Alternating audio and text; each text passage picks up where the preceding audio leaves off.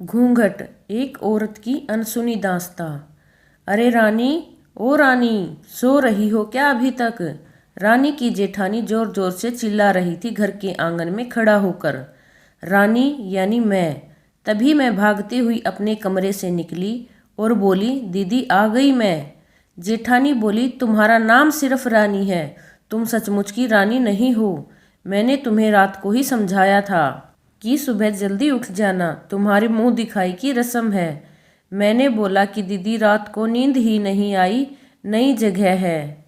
और मन में थोड़ा डर था कि सुबह आंख नहीं खुली तो। रजनी दीदी हंसती हुई बोली, रानी मेरी प्यारी देवरानी, जल्दी से घूंघट कर लो, अगर माँ जी आ गई तो हंगामा हो जाएगा। मैंने घूंघट किया ही था तभी माँ जी वहाँ पर आई और कड़कड़ाती आवाज़ में बोली, चलो अब क्या यहीं गपशप मारती रहोगी तुम दोनों? हमने चलना शुरू ही किया था तभी माँ जी ने रजनी दीदी के कंधे पर हाथ रखा और बोली, पता है ना कहाँ से जाना है और कैसे जाना है? माँ जी ने बोला कि जब भी कोई बड़ा तुम्हारे सामने खड़ा हो तो हमेशा घूंघट में रहना और कम से कम अपने बड़ों के सामने आना, और बिना घूंघट के तो कभी नहीं। रजनी दीदी कुछ बोली ही नहीं, बस अपना सिर हिलाकर हाँ बोल दिया। मैंने भी बस अपना सिर हाँ में हिलाया। माँ जी के जाने के बाद मैंने पूछा, रजनी दीदी आप तो स्कॉलर हो और इन सब चीज़ों को कैसे निभाते हो?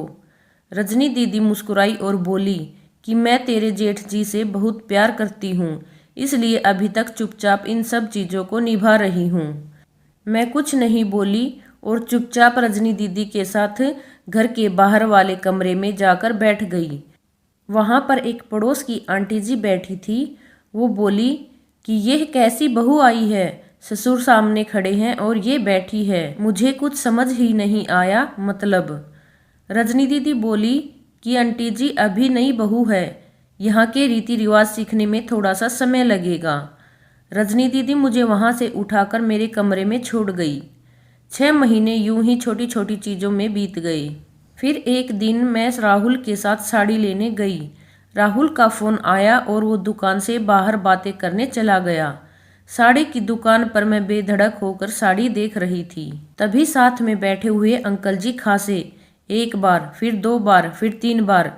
मैंने साड़ी वाले भैया से बोला कि भैया इन अंकल जी को पानी दे दो, बहुत खांसी हो रही है इन्हें। अंकल जी भड़क उठे और बोले, क्या बदतमीज लड़की है ये, कुछ शर्म लिहाज है या नहीं इसे?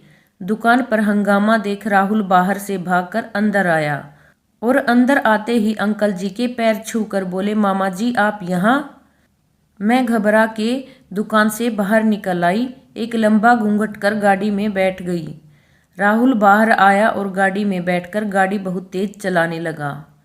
मैंने धीमी आवाज में बोला, गाड़ी बहुत तेज चला रहे हो, कहीं एक्सीडेंट ना हो जाए। हम घर पहुंचे ही थे तभी माँ जी जोर जोर से चिल्लाते हुए बाहर आई, देखो आ गई ये रानी साहिबा, खानदान की इज्जत मिट्टी में मिलाकर। तभी रजनी दीदी आई और बोली, माँ जी मेरी शादी को 6 साल हो गए हैं, मैं अभी तक मामा जी को नहीं जानती हूँ, ये कैसे जानेगी? माँ जी जोर से चिल्लाई, देखो कैसे चपड़ चपड़ जबान चल रही है इस रजनी की। तभी राहुल सबकी बात काटते हुए बोले कि माँ ये दोनों सही बोल रही हैं, अगर ये हमेशा घूंघट करके रहती हैं तो ये मामा जी को कैसे पहचानेंगी? और माँ आज मामा जी के फ़ोन पर तुमने पूरे घर की शांति को भंग कर दिया। ये वो ही समाज है जिसमें सीता मैया पर भी उंगली उठाई थी। पिताजी और जेठ जी ने भी अपना पक्ष राहुल के साथ ही रखा। माँ जी थोड़ी देर सोचने के बाद वापस रजनी दीदी और मेरे पास आई और बोली कि तुम दोनों को अपनी मर्यादा पता है, मुझे उम्मीद है कि तुम कभी मेरा सिर शर्म से नीचे नहीं झुकने दोगी। हम एक ही परिवार के सदस्य हैं, हमें हमेशा साथ रहना है, अच्छा वक्त हो या बुरा वक्त, हर सदस्य को अपनी मर्यादा का पता है। माँ जी ने मुझे और रजनी दीदी को गले से लगा लिया। तो आपको हमारी ये छोटी सी कहानी कैसी लगी कमेंट बॉक्स में ज़रूर बताएं और हमारी वीडियो को लाइक, शेयर व चैनल को सब्सक्राइब जरूर करें। धन्यवाद।